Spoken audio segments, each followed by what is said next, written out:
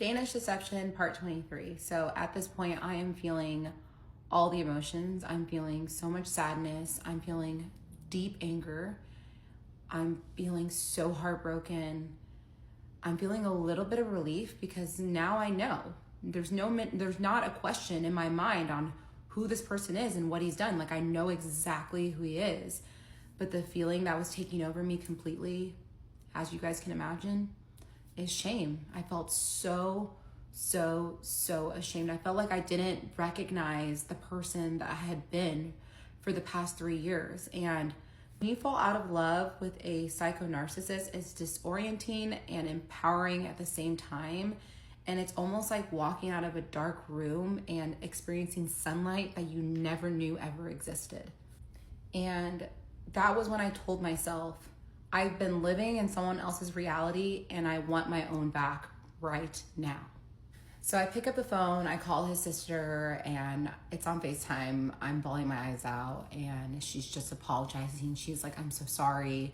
She said, I felt as though he was living above his means, and this is always a sign, but when he's gambling and stealing from people, and I wanted to have a conversation with you, but I didn't know if you were gonna believe me. And he had told the whole family that he had told you about his gambling addiction and about everything in his past.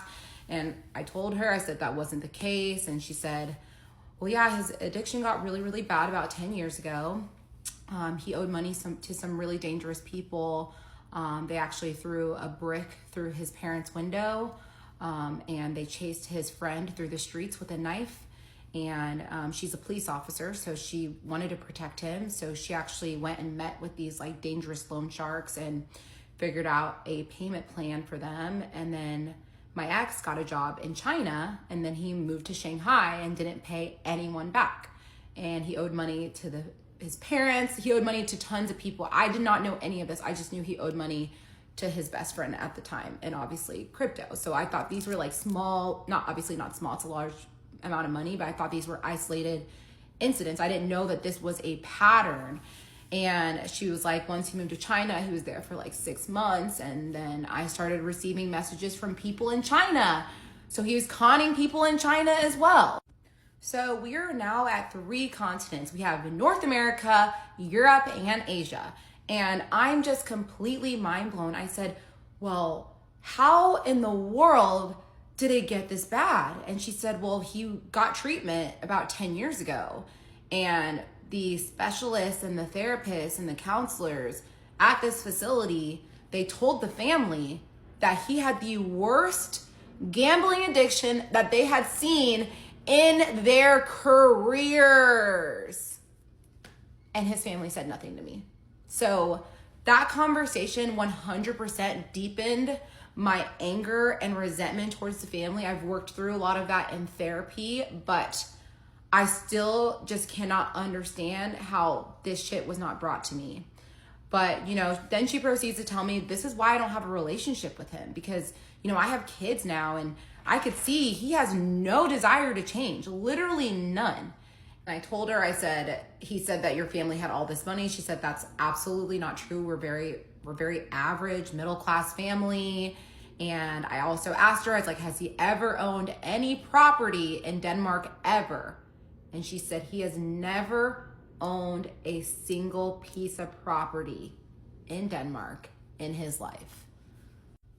So I get off the phone with his sister, and then his ex is now available. So I call her and she answers, and I say hi, and she's very nice. And she just says, I'm so sorry for what you're going through. I know how devastating it is. And she said, do you want to start or do you want me to start? And I said, I would love to hear about your experience and understand what you went through. And she started it off saying, okay, well, we were together for 7 years. And I was like, 7 years? He told me 4. So the first sentence that she said was already a lie that he told.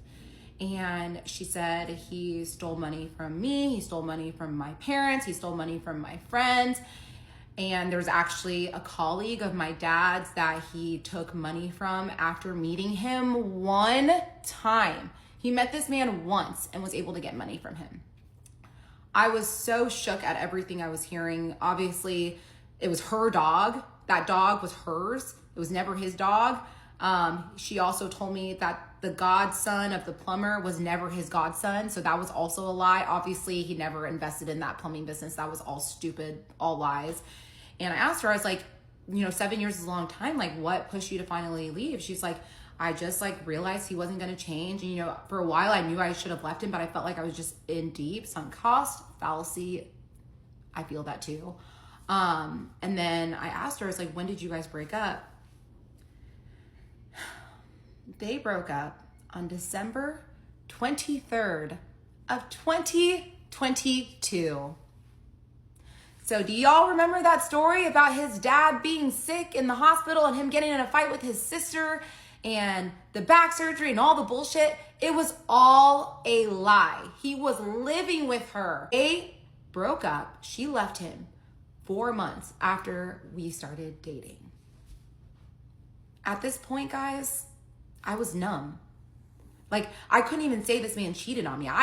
He cheated on her. I was the other woman. And I was so numb to the cheating. I didn't even, it was just okay, let's add something else to the list. I don't even think I cried. I was just well, what's next? Let's see. And it truly felt like for that 24 hours, I was living the same nightmare over and over and over and over again. So at that point, I'm like, it is time to fight. And for starters, I need a divorce. So I start looking up divorce attorneys on day one. And I actually had 2 meetings with the divorce attorneys while all of this was unfolding. So I truly felt like I was fighting for my life. And at the same time, I'm still reaching out to different people that have met him to see if they've given him money. And so I leave my cousin's house. I go back to my house and I'm with my cousin's wife and my sister and one of my friends. And at that point, I'm like, it is time for me to call my parents. And I was so nervous because I'm like, my parents at this time didn't even know that I was married. So now I have to tell them all these things. On top of that, I have to tell them that I'm legally married. And so I get home, I call my dad and I'm telling him, hey, I need to talk to you. He's like, what's going on? I go, he's not coming back. And I proceed to tell him about the addiction, the money, everything. And then I asked my dad, I go, but please tell me he didn't take money from you. And my dad goes, don't worry about that right now. And then I was just on the floor screaming. This is my family. This is my family. I didn't even know how to pick myself up. And then I heard my dad. I was on FaceTime with my dad and he just goes, you need to be strong. And I immediately get up, sit on the couch, and he looked at me. He's like, you need to be strong. He said, what he took is a drop in the bucket and we're going to get through this as a family.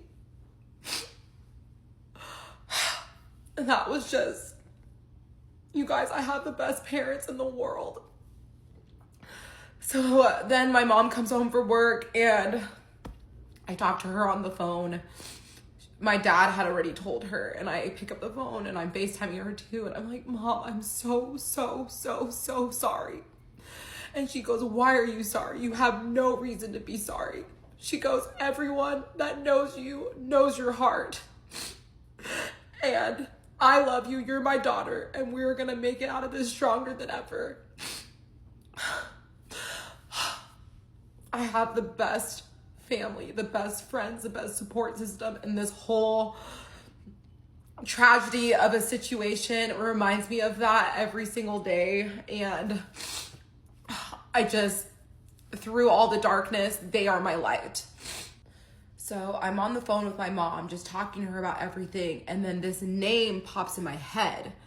So there is this man and his wife is from Denmark and she had found my ex on LinkedIn and was like, it's so rare that I meet other Danes in Dallas. Would love to have you and your wife over for dinner. So we went to dinner with them and they were so nice, so kind. And this man is extremely successful. They were living in a very nice home and he just felt like he wanted to take my ex under his wing and he wanted to find him a great job. And he was also working in tech, similar to my ex.